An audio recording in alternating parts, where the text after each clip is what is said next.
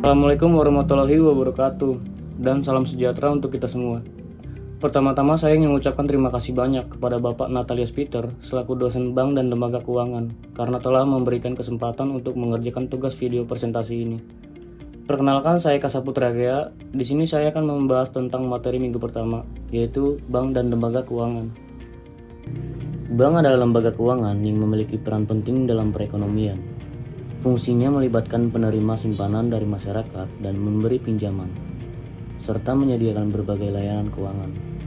Bank juga bertindak sebagai perantara dalam sistem pembayaran dan memiliki peran dalam pengaturan dan kebijakan moneter. Lembaga keuangan adalah entitas yang beroperasi dalam sektor keuangan untuk menyediakan berbagai produk dan layanan keuangan.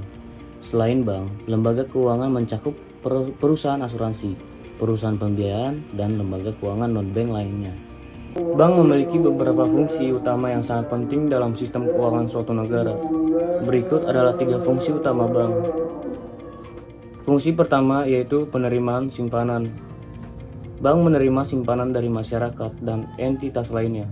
Simpanan ini dapat berupa tabungan, deposito, dan jenis simpanan lainnya. Dengan menerima simpanan, bank dapat menggunakan dana tersebut untuk memberikan kredit atau pinjaman kepada pihak lain. Fungsi kedua dari bank yaitu pemberian kredit atau pinjaman. Salah satu fungsi inti bank adalah memberikan kredit atau pinjaman kepada individu, bisnis, atau pemerintah. Bank memberikan pinjaman dengan memanfaatkan dana yang diterima dari nasabah dalam bentuk simpanan. Bank mendapatkan pendapatan dari bunga yang dikenakan pada pinjaman tersebut. Dan fungsi ketiga adalah penyediaan layanan pembayaran.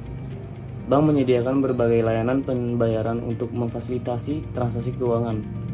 Ini termasuk pengelolaan cek, transfer antar bank, penerbitan kartu kredit, dan layanan pembayaran digital.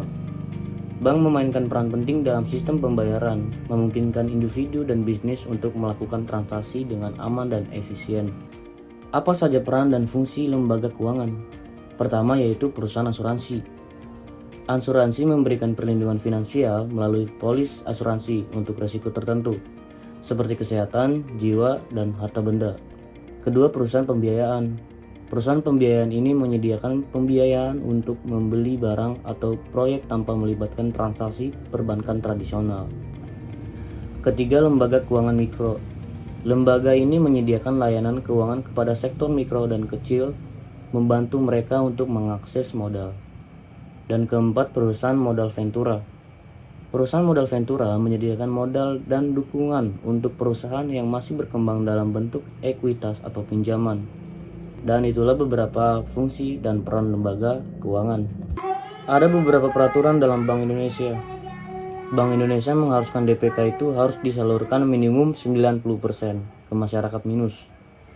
Jika tidak disalurkan, mendapatkan teguran dari Bank Indonesia melalui OJK.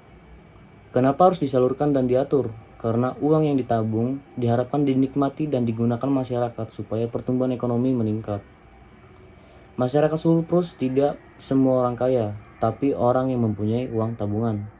Contohnya yaitu jika kamu menabung uang di bank, maka akan diberikan bunga yang kecil.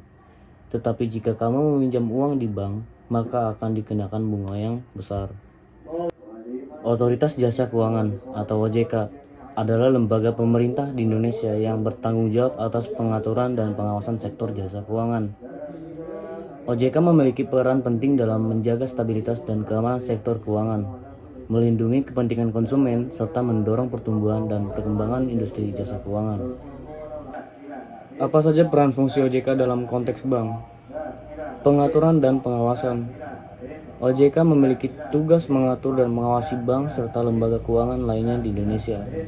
Ini mencakup penetapan standar operasional, ketentuan keuangan, dan pengawasan terhadap kepatuhan peraturan.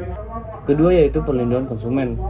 OJK bertanggung jawab untuk melindungi kepentingan konsumen jasa keuangan termasuk nasabah bank. Ini mencakup kebijakan perlindungan konsumen, penanganan pengaduan, dan edukasi keuangan. Ketiga, pengaturan pasar modal. Selain bank, OJK juga mengatur dan mengawasi lembaga keuangan lain, termasuk pasar modal, asuransi, dan dana pensiun. Dan keempat, pemberian izin dan persetujuan. OJK memiliki kewenangan untuk memberikan izin pendirian bank baru, manajer atau akuisisi bank, serta persetujuan terhadap perubahan kepemilikan saham signifikan. Kolaborasi dengan Bank Indonesia. Meskipun OJK bertanggung jawab atas pengaturan dan pengawasan sektor keuangan, Bank Indonesia tetap memiliki peran dalam mengelola kebijakan moneter dan mengatur uang dan perbankan. Kedua lembaga ini bekerja sama dalam mendukung stabilitas keuangan. OJK juga memiliki peran dalam mengawasi risiko sistemik yang dapat mempengaruhi stabilitas sektor keuangan serta keseluruhan. Ini termasuk mengelola risiko makroekonomi dan melibatkan koordinasi dengan instansi lain, termasuk Bank Indonesia. OJK berperan sebagai penjaga stabilitas dan pengawasan keuangan di Indonesia, menciptakan iklim yang kondusif untuk pertumbuhan sektor jasa keuangan dan memberikan perlindungan kepada konsumen.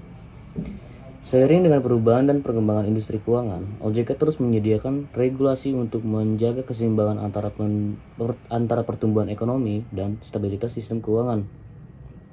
Bisa kita simpulkan secara sederhana bahwa lembaga keuangan adalah badan yang memberikan layanan jasa keuangan yang kita perlukan setiap harinya.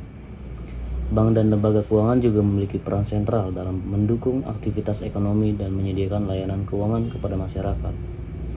Pengaturan, pengawasan, inovasi, dan respon terhadap perubahan pasar adalah elemen-elemen kunci yang memastikan keberlanjutan dan keamanan sektor keuangan.